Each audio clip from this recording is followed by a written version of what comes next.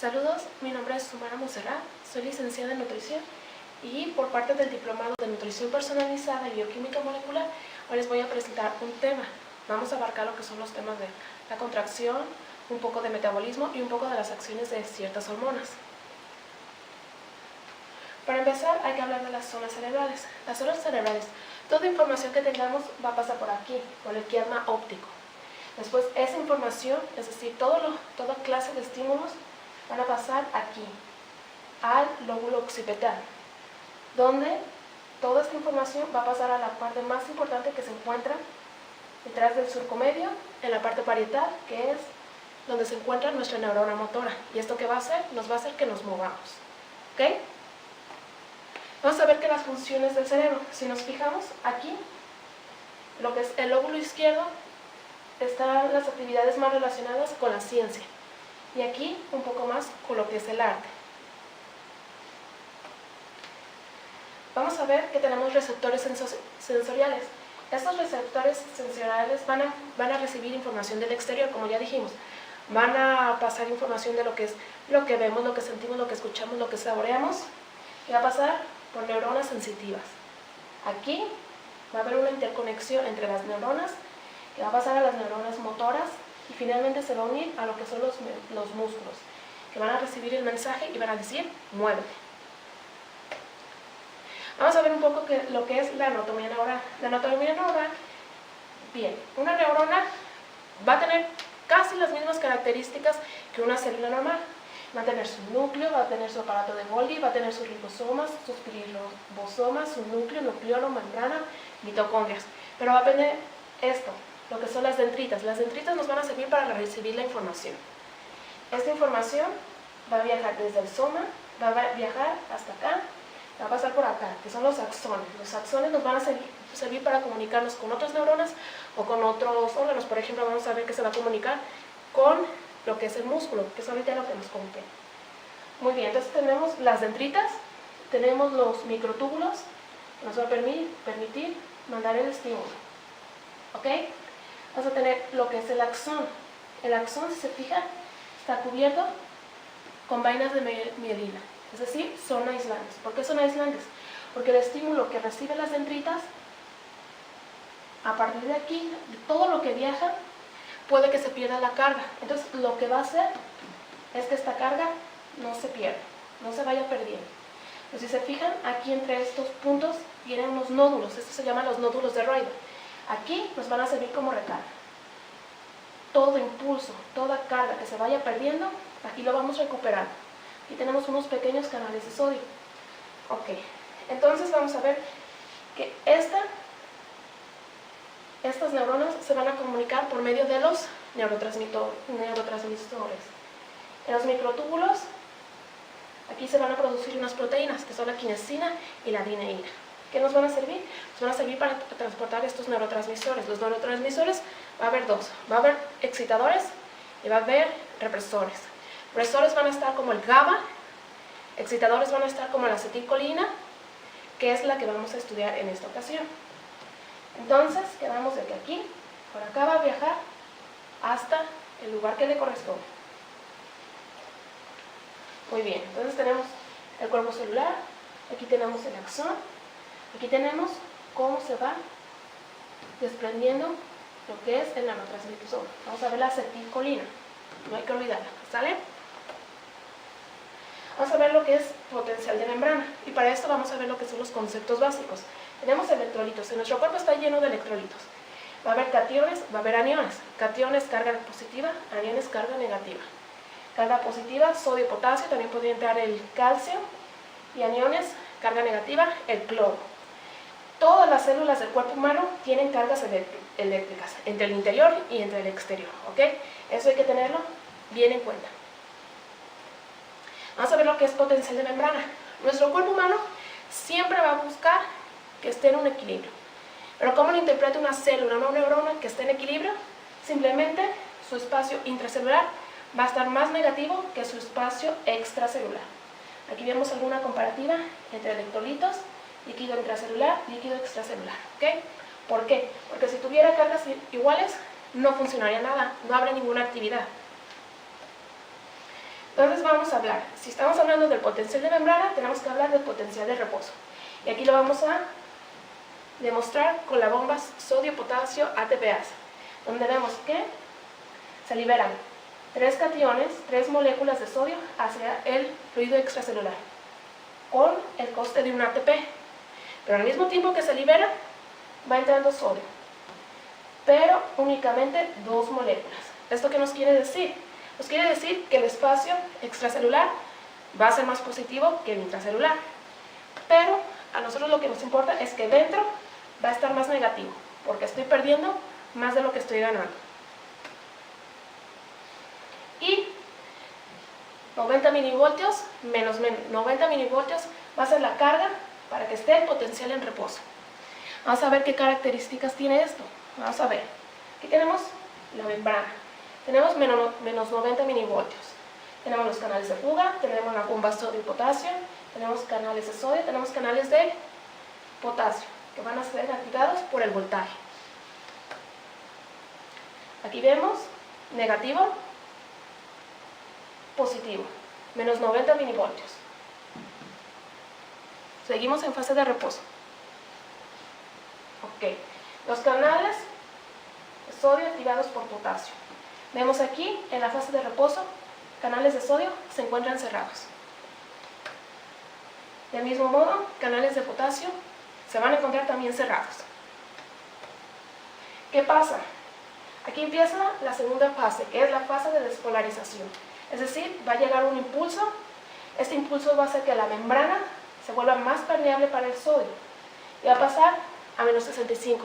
Esto es bien importante. ¿Por qué? Porque únicamente pasando el umbral de menos 65 es cuando se va a dar el impulso nervioso. No se va a dar si no se llega a esa carga. Es decir, esta es la ley de todo o nada. O pasa o simplemente no se da el impulso. Muy bien, entonces empezamos ahora con la fase de despolarización. La fase de despolarización es, ya pasa el umbral de menos 65, se van a abrir las compuertas, va a entrar sodio y va a alcanzar un más 35 voltios. Es decir, empieza el impulso. Vamos a ver, inmediatamente se abren canales de sodio, esto se vuelve positivo y se cierran canales de sodio, se abren de potasio para llevar potasio hacia el exterior y tratar de controlar de tener esto. Características del potencial de acción, es decir, reposo, menos 70, menos 90, por acá va a andar. Llega el impulso, pasa el umbral, menos 65, empieza la entrada de sodio, llega a más 35, se ve el potencial de acción. Rápidamente se cierran los canales de fuga de sodio, se abren los de potasio y empezamos ahora a repolarizar. Pero resulta ser que la membrana hace un tan buen trabajo que llega a una hiperpolarización, es decir, no va a llegar a menos 90, a lo mejor va a llegar a menos 95, pero rápidamente se van a abrir unas compuertas de potasio que van a permitir que el potasio, el necesario, salga también al espacio extracelular. Y tenemos también el periodo de refractario absoluto. ¿Esto qué es? De aquí a acá no se va a poder dar ningún potencial de acción. Aquí no va a pasar nada. Después tenemos el periodo refractario relativo. Aquí sí se puede dar otro nuevo potencial de acción, pero necesita un impulso muy fuerte. ¿Ok? En resumen, menos 90 milivoltios se encuentra en fase de reposo. Llega el estímulo. Si no supera el umbral de menos 65 milivoltios, no se va a cumplir la ley de todo o nada. Es decir, no se va a generar el potencial. Digamos que sí se genera. Supera el umbral de menos 65. Se abren los canales de sodio. Se genera el potencial de más 35 milivoltios. Se bloquean los canales de sodio inmediatamente. Después empieza la apertura de los canales de potasio. Sale potasio al espacio extracelular y empieza la repolarización. Aquí más o menos vamos a ver cómo se va a liberar la acetilcolina. Y para más o menos hay que recordar todavía la acetilcolina. Ahorita vamos a ver dónde va a actuar. Vamos a hablar del músculo. Tenemos 3 tipos de músculo. Tenemos el músculo liso, tenemos el músculo estriado, tenemos el músculo estriado cardíaco. Lo que nosotros vamos a ver aquí va a ser el músculo estriado o el músculo esquelético. ¿Okay? Y vamos a ver un poco de lo que es la anatomía. Vamos a ver que el músculo está unido al hueso mediante un tendón. Va a estar rodeado este músculo por un epimicio y otras membranas. Pero a nosotros lo que nos va a importar va a ser lo que es la fibra muscular. Las fibras musculares van a estar dentro de un endomisio. ¿Ok? Partiendo más de lo que es la fibra muscular, tenemos los túbulos T. Estos van a ser muy importantes. Vamos a tener el retículo sarcoplasmático muy cerca de los túbulos T. Retículo sarcoplasmático, recordemos que tiene calcio. Muy bien. Entonces por aquí se van a poner las dendritas, por acá va a recibir la señal, más o menos se queda. Pero tenemos la unidad funcional del músculo, que va a ser el sarcómero. El sarcómero se va a encontrar entre dos discos zetas. Va a estar compuesto por filamentos finos y filamentos gruesos. Filamentos finos es la actina, filamentos gruesos es la miosina. Si nos vamos más adentro de lo que es el sarcómero, tenemos la titina, que va a ser como un tipo resorte que nos va a permitir que el músculo vuelva a su posición original. ¿Okay?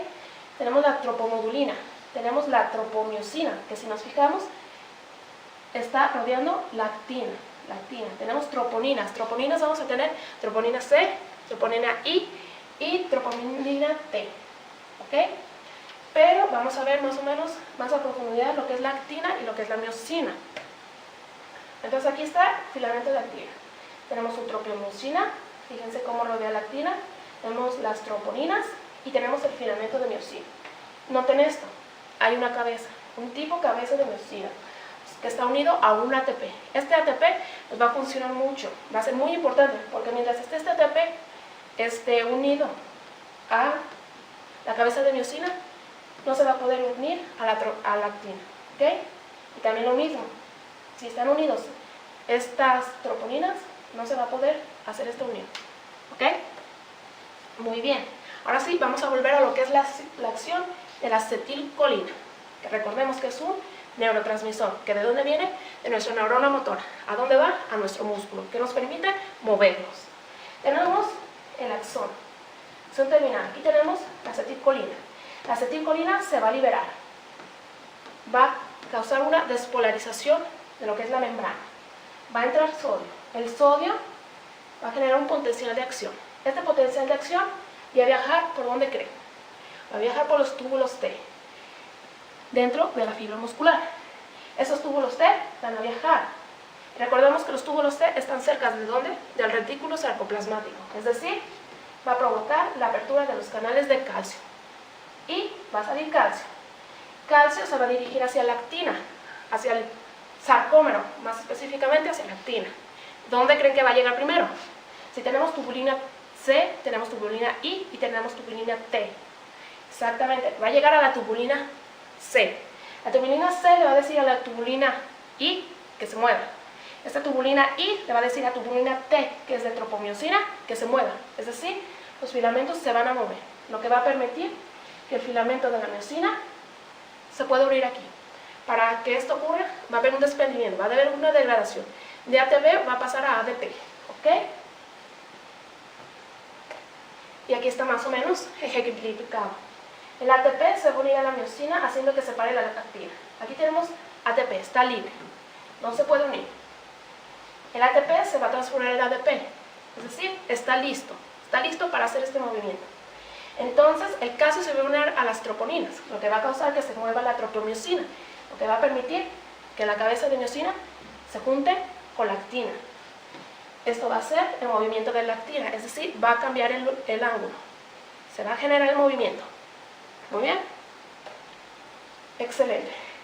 La acetilcolina va a estar su receptor. Mientras no se quite de su receptor, va a seguir aquí, así haya cumplido su tarea. ¿Ok? Pero para eso tenemos la acetilcolinesterasa. La acetilcolinesterasa se va a encargar de romper la acetilcolina. ¿En qué? En colina y acetato. Este rompimiento, como el cuerpo es muy sabio, va a permitir que la colina viaje otra vez hacia el axón y se vuelva a convertir otra vez en acetilcolina. Es decir, aquí está su ciclo. Muy bien. Ahora vamos a ver lo que es la obtención de energía. Y aquí vamos a ver que para obtener energía tenemos que degradar energía. Vamos a ver que el magnesio en conjunto con otra enzima que ahorita se me acaba de olvidar, va a ser AMP cíclico, la adenilato ciclasa. Es la adenilato ciclasa. La adenilato ciclasa en conjunto con el magnesio van a degradar el ATP para formar AMPC. Muy bien. ¿Y esto qué nos va a permitir? Esto nos va a permitir la entrada a los ciclos metabólicos, ciclos celulares, glucólisis, ciclo de Krebs, cadena respiratoria. Muy bien. Vamos a empezar con el primero, la glucólisis. El punto final de la glucólisis es pasar de una molécula de 6 carbonos, aquí lo vemos, 6 carbonos, a 2 moléculas de 3 carbonos. Es decir, de una glucosa pasar a 2 moléculas de piruvato. Muy bien. Y vamos a tener que el principal transportador de la glucosa va a ser el GLUT4. El GLUT4 le va a permitir a la glucosa entrar a la célula, pero la célula por sí misma no puede quedarse así. Tiene que agregarse un grupo fosfato. Y aquí es donde van a entrar las quinasas. Las quinasas van a trabajar en conjunto con los grupos fosfatos. Y aquí vamos a ver nuestra primera inversión. Hay que notar que la primera parte de la glucólisis es de inversión. La segunda parte de la glucólisis, ahora sí vamos a tener ganancias. Entonces, con la exoquinasa en conjunto con el magnesio, que ya sabemos de dónde viene, va a venir el AMP cíclico. Va a convertir el ADP en ADP. ¿Y qué va a hacer? Le va a agregar el grupo fosfato. Lo notamos, aquí no lo tienen, aquí sí lo tienen. Y se va a convertir en glucosa 6-fosfato. ¿Por qué? Porque tiene el fosfato en el carbono 6. Muy bien. Ahora, la glucosa 6-fosfato necesita convertirse en fructosa 6-bisfosfato. ¿Por qué? Porque de esta manera va a ser más fácil poderla partir. Ahorita vamos a ver que no va a ser un corte exactamente a la mitad, pero más o menos. ¿Y qué es esto? Va a ser simplemente un cambio conformacional. Es decir, nos fijamos cómo está aquí y cómo va a estar acá. Y esto es por una fructosa isomerasa. Únicamente vamos a cambiar la conjugación. Muy bien. Entonces, de fructosa 6-fosfato necesitamos que pase a fructosa 1,6-bifosfato. Entonces, ¿qué va a intervenir aquí? Va a intervenir una quinasa. Es decir, se va a volver a invertir energía. Va a pasar de ATP a ADP. ¿Ok? ¿Y qué va a hacer? Se le va a agregar otro grupo fosfato. Es decir, si es fructosa 1,6-bifosfato, pues va a tener un carbono o un fosfato en el carbono 1 y pues el que ya tenía en el carbono 6. Muy bien. Entonces resulta ser que esta fructosa se va a dividir en dos. No exactamente. No, vamos a ver que no van a ser moléculas iguales. Y se va a convertir en gliceraldehído 3-fosfato y en dihidroxiacetona fosfato. Pero resulta ser que esta no es tan funcional que esta. Entonces, ¿qué va a pasar? Que esta también se va a convertir en gliceraldehído 3-fosfato por la trifosfato isomerasa. Y a partir de aquí tenemos que todo el ciclo, todas las reacciones que pasen a continuación van a ocurrir en 2 veces, 2 ocasiones. Todo va a ocurrir 2 veces. Entonces tenemos que el gliceraldehído 3-fosfato se va a convertir en 1,3-bifosfoglicerato. ¿Por qué? Ah, miren, aquí va a entrar nuestra primera ganancia. Y a partir de un fosfato inorgánico, por la gliceraldehído fosfato deshidrogenasa. Es decir, NAD va a tomar un hidrógeno y se va a convertir en NADH. Nos fijamos aquí, tenemos 3, 4, 5 hidrógenos. Aquí no lo tenemos. Entonces aquí está nuestra primera ganancia. Después de gliceraldehído 3-fosfato nos vamos a ir a 1,3-bifosfoglicerato y aquí también tenemos otra ganancia. Es decir, aquí va a estar otra quinasa que en conjunto con magnesio va a generar de ATP a ATP. ¿Ok? Aquí lo notamos. Aquí tenemos el grupo fosfato. Teníamos 2 grupos fosfatos que apenas habíamos ganado en esta reacción anterior. Y aquí ya no lo tenemos. Entonces de aquí nos vamos a ir a 3-fosfoglicerato. ¿Y aquí qué es? Simplemente va a actuar una mutasa. Es decir, más o menos va a dar una mutación, no como tal, pero va a cambiar la conformación. Fíjense cómo está aquí y cómo está acá. ¿Cómo pasa el grupo fosfato? Los hidrogeniones. Muy bien. Entonces de 3-fosfoglicerato nos vamos a ir a 2-fosfoglicerato. ¿Por qué? Por una enolasa. Aquí vamos a generar agua, H2O. De fosfonol piruvato para generar piruvato va a entrar otra quinasa. Es decir, vamos a tener más ganancia de energía. De ADP, pues vamos a ir a ATP. Vamos a generar ATP. Vemos el grupo fosfato. Aquí ya no lo tenemos, porque ya se invirtió para generar energía. Entonces, finalmente se convierte en piruvato. En conclusión, glucólisis. ¿Qué generamos? Pues mira, en total obtuvimos 4 moléculas de ATP. Recordemos, a partir de aquí ocurre el proceso 2 veces. Vas a generar 2 NADH. Pero, si estamos hablando que la primera parte es de inversión, entonces en total vamos a tener 2 moléculas de ATP pues, y más 2 NADH. ¿Okay? Entonces ya tenemos nuestros 2 piruvatos. ¿Qué va a pasar? Que el piruvato por sí solo no va a poder entrar al ciclo de Krebs. Se necesita convertir en acetilcoenzima A. Y para eso vamos a ocupar una descarboxilación y una hidroxilación. ¿Qué vamos a tener? Piruvato, 3 carbonos. Descarboxilación. Se le quita un carbono. Y se convierte en un positivo. ¿Cómo va a salir? En forma de dióxido de carbono. Va a entrar la coenzima A, que se va a unir al grupo acetil y va a formar acetilcoenzima A. Llamamos los desechos de energía, o más bien la energía libre generada por la eliminación de piruvato, va a provocar que NADH se reduzca a NADH. Muy bien. Y vamos a entrar al ciclo de Krebs. En el ciclo de Krebs es importante, vamos a tener 3 tipos de enzimas: sintasas, sintetasas, deshidrogenasas. Aquí lo que más nos importa es los productos que vamos a generar, las ganancias, ¿ok? Entonces no nos vamos a meter tanto en lo que es el ciclo de Krebs. Principalmente vamos a ver, aquí tenemos el piruvato. Piruvato, acuérdense, tiene 3 carbonos. El piruvato se va a convertir en acetilcoenzima A con 2 carbonos. Y va a entrar al ciclo de Krebs. Se va a unir al oxaloacetato con 4 carbonos, acetilcoenzima A, y va a formar citrato. Y va a pasar por todo esto. Aquí lo que nos interesa es qué vamos a generar. Vamos a ver, aquí tenemos un NAD y tenemos un NADH. Aquí tenemos otro. Aquí tenemos un GDP, que es una forma también de energía. Tenemos un NADH y tenemos otro NADH. Entonces prácticamente en el ciclo de Krebs únicamente nos va a servir para transportar los hidrógenos. No nos va a generar energía, porque energía nomás nos genera aquí. Entonces el ciclo de Krebs, ¿por qué? ¿Por qué no va a generar tanta energía? Porque va a pasar, le queda un paso. Toda la energía que se genera en la glucólisis, que se generó en la conversión del piruvato a acetilcoenzima A, en el ciclo de Krebs, va a pasar a la cadena transportadora de electrones, donde tenemos citoplasma, espacio intermembranal y tenemos la matriz mitocondrial. ¿Ok? Tenemos complejos. Complejo 1, complejo 2, aquí en esta imagen no aparece, pero por aquí está la coenzima Q10, complejo 3, 4 y una ATPasa. ATPasa. No hay que confundirnos con la ATP sintetasa. La sintetasa va a invertir energía. Entonces no es lógico que si vamos a ganar energía tengamos que invertirla. No funciona así. Entonces tenemos que va a llegar el NADH. NADH de las vías anteriores. ¿Ok?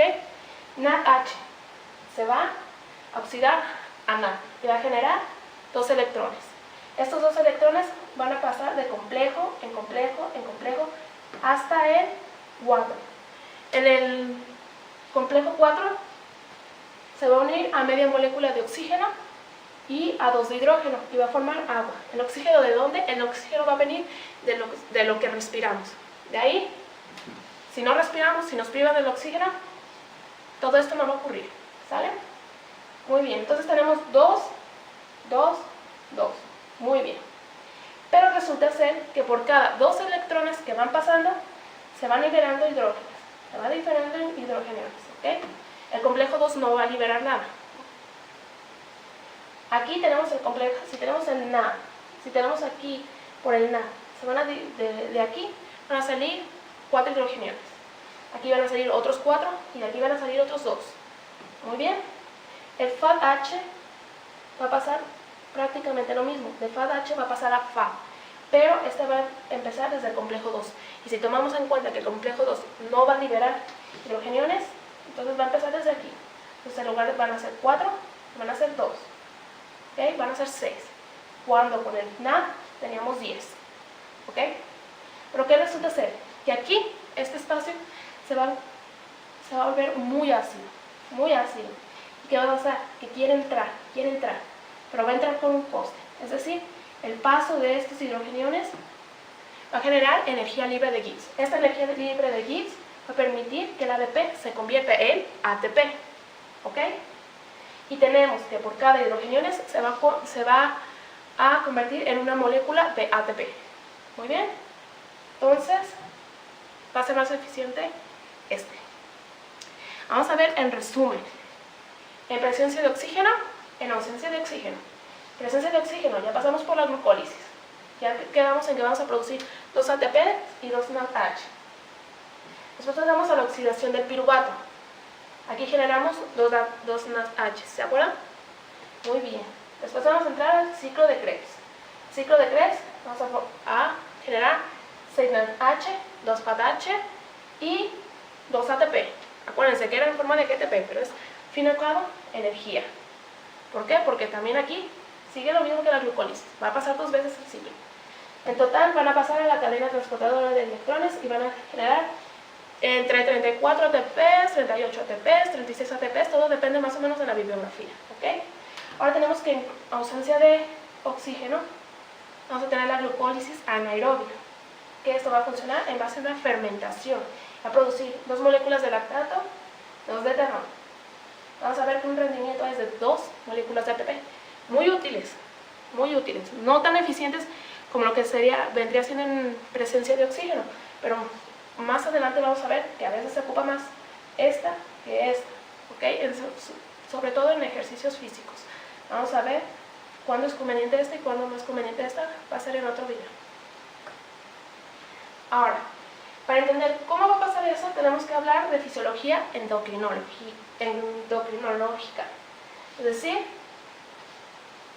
cómo una glándula va a liberar otra hormona, que va a ir a otra glándula y que va a generar otra hormona. O la glándula va a generar una hormona que va a pasar a un receptor. Va a seguir cualquiera de estos 2 caminos. ¿Para qué? Para hacer una acción. Una acción que vamos a ver. Va a llevar un mensaje. Y tenemos que hay diferentes sistemas de comunicación. Tenemos el autócrino, es decir, que la glándula va a producir hormonas para ella misma. Esto es autócrino. Tenemos parácrino, es decir, la glándula va a generar hormonas que van a ser funcionales para glándulas vecinas. Y tenemos endócrinos, tenemos la glándula que va a liberar las hormonas y va a ir hacia lugares más lejanos. Vamos a ver a otros órganos, otros sistemas. También tenemos la sináptico, que es decir, la comunicación entre neurona y neurona. Tenemos neuroendocrino.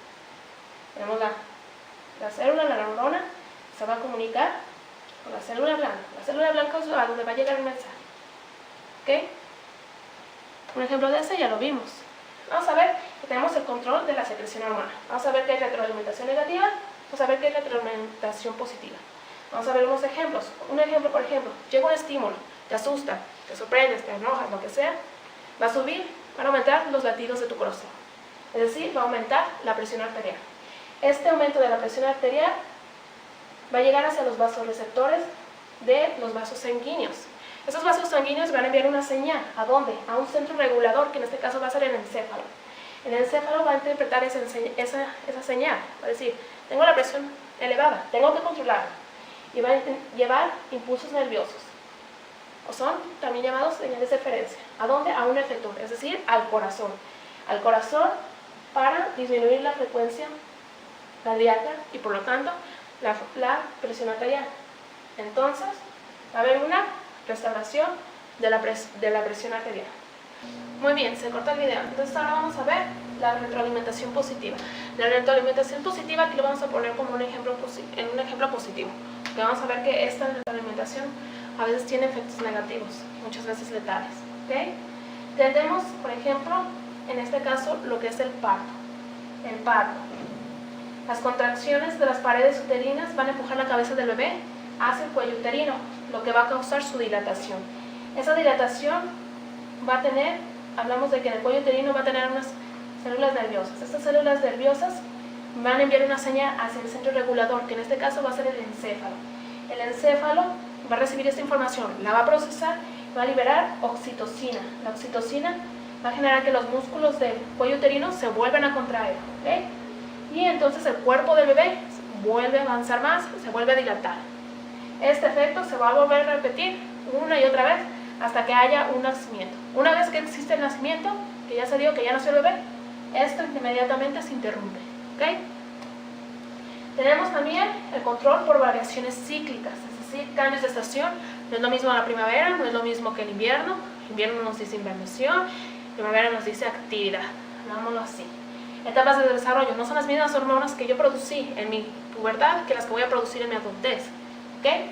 Ciclo diurno, ciclo de sueño. Para eso tenemos que hablar del ciclo circadiano. El ciclo circadiano está conformado por todo el día, es decir, vamos a tener, por ejemplo, el triptófano. El triptófano, un aminoácido, se va a convertir en melatonina en la noche. ¿Qué nos va a decir? Nos va a decir, duérmete, es hora de dormir. También tenemos que va a haber un aumento de la vasopresina. Esto nos va a beneficiar en el sentido de que cuando estemos dormidos no nos va a dar la sensación de sed o nos van a dar ganas de ir al baño, ¿ok? Muy bien, entonces amanece. Ahora el triptófano no se va a convertir a melatonina, se va a convertir a serotonina, es decir, despierta. Muy bien, ¿qué pasa?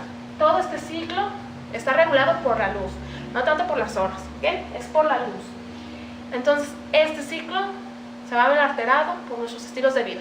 Una persona que trabaja de velador no va a tener el mismo ciclo circadiano que este. ¿Por qué? Porque hasta ahora tiene que trabajar, hasta ahora posiblemente vaya a dormir, ¿ok? Entonces aquí va a haber una alteración. Tenemos la clasificación hormonal por su liberación. Hay hormonas, mensajeros químicos a partir de glándulas endócrinas. Tenemos aquí un ejemplo: hipotálamo, la hipófisis, glándulas suprarrenales, las gónadas, ¿ok? Tenemos neuropéptidos, mensajes químicos de la neurona. Aquí va, por ejemplo, tenemos la grelina, la dopamina, la leptina. Por ejemplo, el estómago libera ¿qué? Grelina, que va a bajar hacia ¿qué? Hacia el hipotálamo, que va a liberar neuropéptido Y. Esto va a ser la 2. Tenemos también neurotransmisores, mensajeros químicos, comunicación entre la neurona y la neurona, ¿ok? También tenemos por su estructura química, las proteínas polipeptídicas, peptídicas. Esto va a producir en la neuropófisis, páncreas, paratiroides. Esteroides en la corteza suprarrenal, ovarios, testículos, placenta. Derivados de tirosina, es decir, de un aminoácido. Tiroides, médula suprarrenal.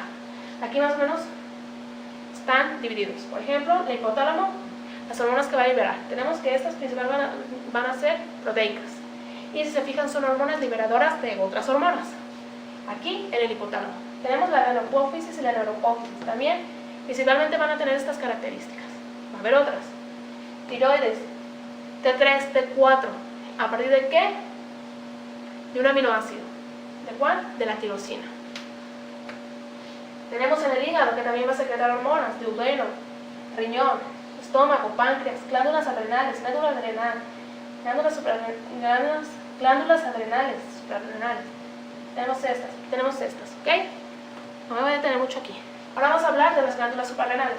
Vamos a ver que se van a dividir en corteza y en médula. En la corteza se van a liberar los glucocorticoides, los mineralocorticoides y los andrógenos. Médula suprarrenal, las catecolaminas. Aquí vemos el riñón, los dos riñones. Aquí están sus cortezas, ¿ok? La corteza va a estar bien diferenciada entre la glándula va a estar bien diferenciada entre la corteza y entre la médula, ¿ok? Y tenemos más a fondo, tenemos aquí la médula suprarrenal. La corteza también se va a dividir en zona glomerular, que va a liberar aldosterona, que es un mineralocorticoide. Tenemos la zona fascicular, cortisol.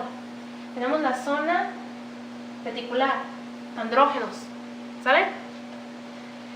Ahora vamos a hablar de lo que son las catecolaminas. Catecolaminas, la que nos va a importar va a ser por su importancia fisiológica. Tenemos la dopamina, la noradrenalina y la adrenalina. La más importante va a ser la adrenalina. Bueno, va a haber más contenido, ¿por qué? Porque esta va a trabajar mejor que la noradrenalina. Muy importante, las catecolaminas que nos van a permitir movilizar energía de sitios de almacenamiento en situaciones de estrés, es decir, un impulso rápido, un impulso al momento. Biosíntesis. Va a haber fuente exógena, va a haber fuente endógena. Fuente exógena a partir de tirosina derivado de la dieta. Fuente endógena sintetizada en el hígado a partir de ¿qué? De la fenilalanina. Muy bien. Ahora, ya entrando más a fondo para la síntesis. Características de la fenilalanina, la tirosina, que van a tener un anillo catecol. Aquí están sus anillos catecol, ¿ok?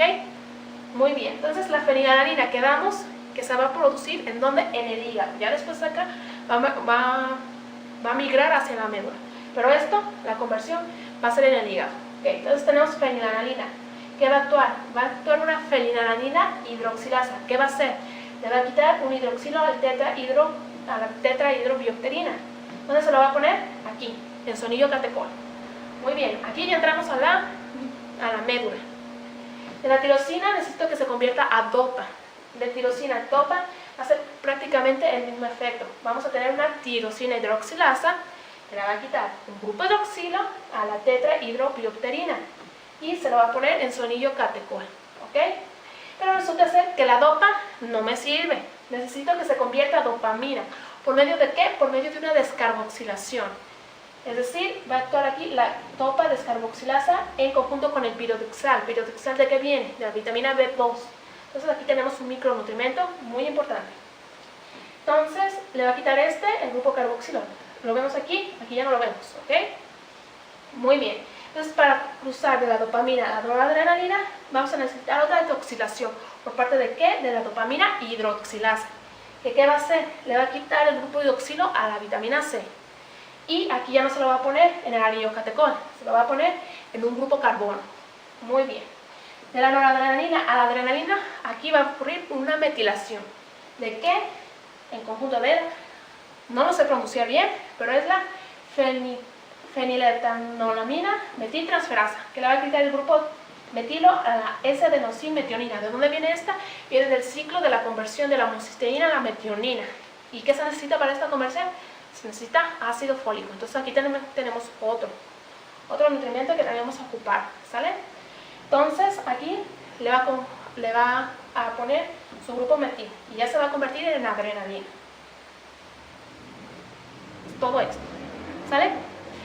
Muy importante, las catecolaminas se van a encontrar almacenadas formando complejos con ATP para liberarse en caso de un estímulo. Tenemos el nervio vago que va a actuar en conjunto con la médula adrenal. ¿Por qué nervio vago? Porque necesita que este impulso sea rápido, ¿ok? Y este impulso va a ser originado por la acetilcolina. La acetilcolina se va a sentar sobre su receptor colinérgico, que va a causar una despolarización, es decir, va a entrar sodio. Entra sodio, se abren canales de calcio, entra el calcio también. Entonces se abren las vesículas con adrenalina y noradrenalina. Las catecolaminas van a actuar en receptores. Van a actuar en receptores alfa y en receptores beta. ¿Para qué? Vamos a ver para qué. Estos receptores van a actuar en conjunto con proteínas G. Si la catecolamina llega al receptor alfa 1, va a actuar sobre la proteína G acoplada a Q. Va a activar la fosfolipasa C, que nos va a hacer dilatación, vasoconstricción. ¿Ok? Se sienta en el receptor alfa 2, va a actuar sobre la proteína GI, que va a inhibir la adenilato ciclasa, es decir, no va a haber AMP cíclico. Ok, llega la acetilcolina, se siente en los receptores beta. La beta se va a acoplar con los GS, es decir, van a estimular la adenilato ciclasa, aumentando la AMP cíclico. Ya quedamos en donde que estas van a actuar en conjunto con las quinasas. Y las quinasas se pueden utilizar en distintas rutas metabólicas. ¿Ok? Una vez que ya se utilizó las catecolaminas, estas van a viajar, se van a meter por medio de receptores sensibles a cocaína y van a viajar hacia la mitocondria. La mitocondria van a ser destruidas. ¿Okay? Tenemos receptores alfa 2, los beta. ¿Okay? ¿Qué pasa con la cafeína, con diferentes tipos de drogas? Que se siente en el receptor, lo que impide que la adrenalina se salga de su receptor y por lo tanto nos sentimos ansiosos, nerviosos, en estado de alerta. ¿Por qué? Porque la adrenalina o cualquier catecolamina sigue haciendo su efecto. ¿Ok? Muy bien, las acciones que van a tener las catecolaminas van a ser esta. En el ejercicio físico va a preparar el cuerpo para la actividad muscular, es decir, va a incrementar el rango cardíaco y presión arterial. Si va a incrementar esto, ¿sobre qué receptor creen que va a actuar? Exactamente, posiblemente en el receptor alfa 1. Muy bien. Y van a aumentar también la glucemia. Si aumenta la glucemia, ¿en qué receptor va a estar? Exactamente, en los receptores beta. Muy bien, ahora vamos a hablar de las hormonas esteroideas que se van a sintetizar a partir del colesterol. Tenemos el colesterol. El colesterol va a prevenir del LDL. El LDL es todo lo que comemos con grasa, los tacos, las hamburguesas. ¿Okay? Este colesterol va a viajar hacia la mitocondria, donde se va a convertir en pregnenolona. Ahorita vamos a ver la importancia de esta. Esta va a bajar hasta el retículo endoplásmico y va a poder seguir diferentes rutas, que aquí más o menos las presento. Aquí tenemos colesterol, se convierte en pregnenolona por el colesterol desmolasa. Va a poder seguir diferentes rutas. Si sigue esta ruta, se va a convertir en aldosterona. ¿La aldosterona qué es? Es un mineral corticoide, ya habíamos dicho. Si sigue esta ruta, se va a convertir en cortisol, que es un glucocorticoide. Si sigue esta ruta, se va a convertir en androsteniona, que es ¿qué? Un andrógeno. Esto no lo supe producir muy bien, pero ahí está. Muy bien, vamos a hablar de los glucocorticoides. Tenemos los glucocorticoides naturales, que son el cortisol, que son la corticosterona. Esta va a ser menos potente, por lo tanto nos vamos a enfocar en esta. Tenemos los sintéticos, fármacos, muy útiles en alergias, muy útiles en ataques de asma, se los dan como medicamentos los asmáticos. Muy bien, vamos a ver los efectos de los glucocorticoides, o el cortisol más específico, en la regulación del metabolismo, porque el cortisol no es malo. En ciertas situaciones sí puede llegar a ser malo, pero vamos a ver en qué situaciones. Muy bien, el cortisol va a tener un efecto tanto anabólico como catabólico. Efecto anabólico, es decir, generación. Vamos a tener un aumento de tejido graso. ¿Ok? Efecto catabólico. También vamos a ver un poco el efecto que también se ve involucrado con el tejido graso. Efecto catabólico, hígado, glucogénesis, gluconeogénesis, es decir, estados que necesito rápidamente conseguir glucosa. Estados de ayuno, por ejemplo, va a actuar esto. En el músculo, proteólisis. ¿Proteólisis de qué? De los aminoácidos que van a irse ¿a dónde? A la gluconeogénesis. Ya sabemos, gluconeogénesis, formación de glucosa a partir de aminoácidos. Entonces, más o menos estos son efectos muy necesarios, muy vitales. Vamos a ver qué más. Para entender más o menos la importancia de esto, tenemos que conocer que el tejido graso es un modulador endocrino, es decir, ya no el tejido adiposo, yo lo voy a llamar así, ya no nomás es un almacén de energía, ya se sabe que es el tejido que tiene mayor actividad endocrina. Muy bien, y dentro de este tejido va a estar los adipocitos blancos y los adipocitos marrones. Diferencias: adipocito blanco, exceso de grasa. Adipocitos, muchas mitocondrias. Si este tiene un exceso de grasa, ¿qué va a hacer? Va a almacenar energía, va a tener mayor actividad de lipogénesis, adipogénesis. Muchas mitocondrias, va a tener ¿qué? Mayor gasto energético, termogénesis, beta-oxidación. Ok, esta es lo que vamos a trabajar cuando hagamos ejercicio. Pérdida de peso. Esta nos va a provocar obesidad y posiblemente también diabetes. ¿Por qué? Porque recordemos que la obesidad es un estado de inflamación. Entonces, ¿qué va a liberar esto? Va a liberar factores proinflamatorios. Estos factores proinflamatorios van a llevar las señales ¿de qué? De que este adipocito está lleno, está inflamado. Va a llegar hacia la célula diana. La célula diana, ¿qué va a hacer? Va a producir célula madre, perdón, me equivoqué de concepto. La célula madre, ¿qué va a producir? Para que se produzca va a llevar todo eso para que se produzca un nuevo adipocito, porque este ya se encuentra lleno. Ok, aclarando eso. Pero ustedes, ¿qué creen que produzca? ¿Este o este? Obviamente va a producir este. ¿Por qué? Porque la persona no ha cambiado sus hábitos alimenticios. Si ella se sigue alimentando de lo que quiere, no hace actividad física. Entonces va a haber mayor producción de adipocitos blancos. También, ¿qué pasa con esto? Que los adipocitos blancos también tienen otra característica, que tienen la membrana más gruesa. Es decir, con esta membrana más gruesa va a tapar receptores, los receptores de otras hormonas que también ejercen sus efectos. Por lo tanto, tenemos por ejemplo que va a tapar el receptor de insulina, entonces no va a entrar insulina, entonces no va a ejercer su efecto, entre muchas otras, también la de las catecolaminas. Es importante también conocer el hambre, ya habíamos hablado de esto. Mi estómago está vacío, hace mucho que no como. El estómago va a liberar grelina. La grelina va a viajar hacia el hipotálamo. El hipotálamo va a liberar la neuropéptido Y. El neuropéptido Y va a llevar la sensación de hambre. Tengo que comer, ¿ok? Efecto contrario, estómago lleno, distensión abdominal. Va a liberar estas dos, colecistoquinina, secretina. Estas van a viajar hacia el tejido adiposo. En el tejido adiposo va a liberar leptina. La leptina va a viajar hacia el hipotálamo, donde se va a sentar sobre su receptor. El receptor va a producir melanocortina. La melanocortina, la más importante, va a ser la MSH, hormona estimuladora de melanina. Ahorita vamos a regresar a esto. Entonces, esta melanocortina se va a sentar sobre su receptor. Su receptor va a ser el MCR4. Este va a producir la sensación de saciedad. Ok. Una mutación aquí va a causar que no haya saciedad. Y aquí prácticamente nosotros no vamos a poder trabajar en nada. Algo que se me había olvidado, la insulina también va a actuar como una hormona de saciedad. Igual que la leptina se va a sentar sobre su receptor y va a producir melanocortina. Pero ¿qué pasa? Que al ver más tejido adiposo va a haber más secreción de leptina, va a haber saturación y por lo tanto va a tapar este receptor. Por lo tanto, no va a haber señalización de saciedad, va a haber un exceso de esto. Si hay un exceso de melanocortina, y quedamos que es esta la principal, ¿qué creen que va a aparecer? Estimuladora de melanina. Así es. Va a haber resistencia a la insulina y va a aparecer lo que es la acanthosis nigricans, ¿ok? Muy característica. Vamos a entrar ahora de lleno a lo que es la producción de cortisol. En el hipotálamo se va a liberar la hormona liberadora de adrenocorticotrofina. Esta va a viajar hacia la adenohipófisis. La adenohipófisis va a producir adrenocorticotrofina. Esta va a viajar hacia la corteza suprarrenal y va a producir cortisol. Muy bien. Pero ¿qué pasa? Que hay un exceso. ¿Este exceso qué me va a causar? Va a causar primeramente inhibición de los receptores de adrenalina.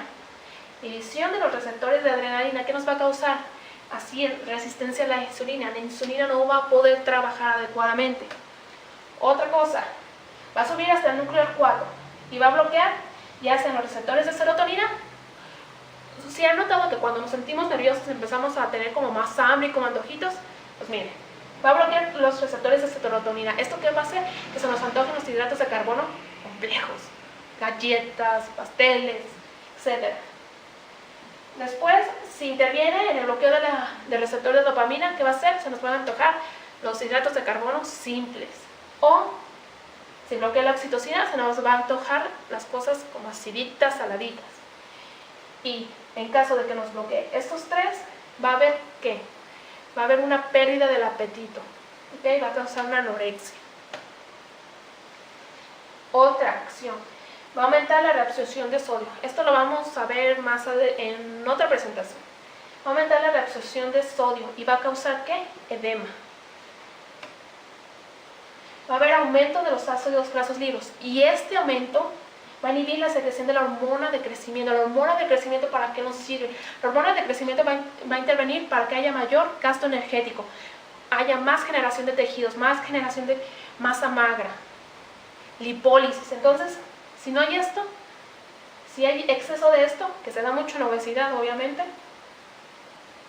con el cortisol, esto no se va a producir. Entonces no va a haber efectos ni en el ejercicio, posiblemente. Van a bajar los niveles de T3, T4. Si nosotros gastamos energía a un 80%, una persona con problemas aquí va a gastar el 10%. Por eso es bien difícil controlar estos dos. Es muy difícil, ya sea a irse a la parte del hipertiroidismo o la de hipotiroidismo. Muy bien. Entonces todo esto es un exceso de cortisol. Es generado por un estrés, llámese físico, llámese psicológico. Y para aterrizar más o menos en cómo se produce esto, tenemos que la obesidad, ya habíamos quedado, es un estado de inflamación. La obesidad, se va a dar un estrés oxidativo, el estrés se va a mantener. El estrés mantenido va a causar un aumento de la hormona liberadora de corticotrofina, que va a aumentar, obviamente, la producción de cortisol. ¿Ok? A un estado mantenido, va a causar hipercortisolismo. Había olvidado esta. También va a hipermetilar el ADN para la producción de insulina.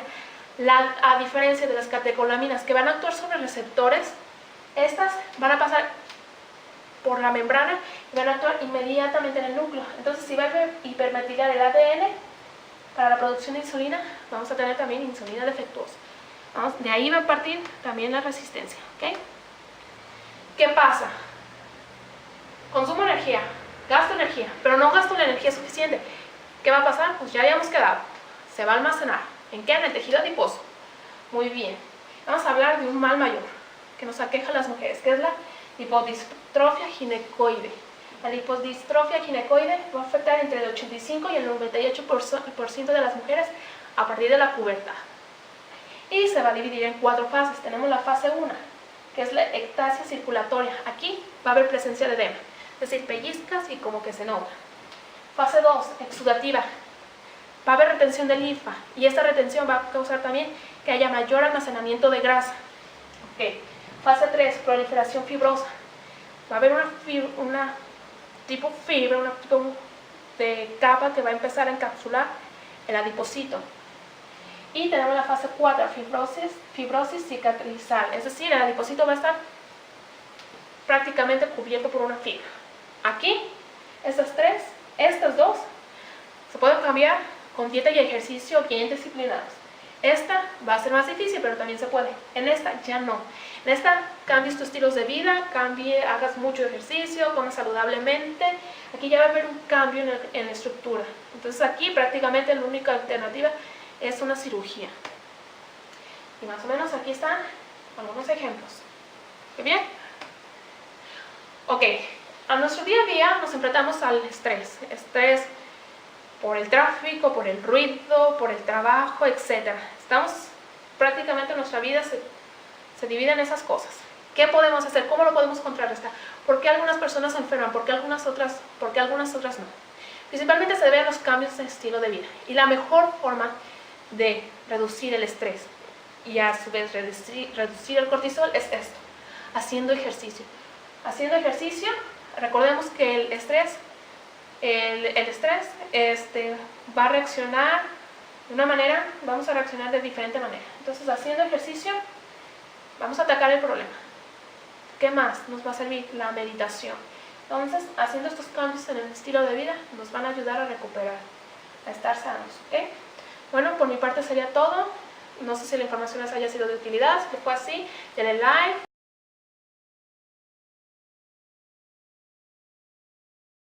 Dejen un comentario, compártanlo.